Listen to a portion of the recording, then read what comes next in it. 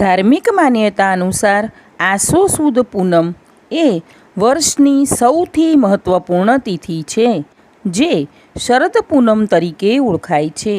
આ દિવસે ચંદ્ર તેની 16 કળાએ ખીલે છે. આ વિડીયોમાં આપણે જાણી લઈએ કે શરદ પૂનમ ક્યારે છે, તેનું મુહૂર્ત, પૂજા, મંત્ર, દાન અને ઉપાય અંગે. તો આસો માસના શુક્લ પક્ષની પૂર્ણિમા તિથિનો પ્રારંભ થાય છે તારીખ 6 ઓક્ટોબરે બપોરે 12:23, જે આ તિથિ પૂર્ણ થશે તારીખ 7 ઓક્ટોબરે સવારે 9:16.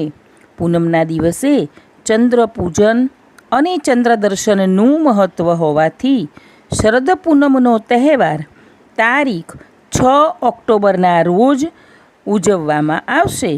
7 તારીખે સવારે 9:16 સુધી પૂનમ છે. કેલેન્ડર અને પંચાંગ મુજબ તારીખ 6 અને તારીખ 7 બંને દિવસ પૂનમ બતાવે છે, પરંતુ શરદ પૂનમના ચંદ્ર દર્શન, પૂજા અને ઉપવાસ તથા ખીર ધરાવવાનું કાર્ય તારીખ 6ના રોજ કરવાનું રહેશે, તથા સ્નાનદાનનું કાર્ય તારીખ 7 ઓક્ટોબરના રોજ કરવાનું રહેશે.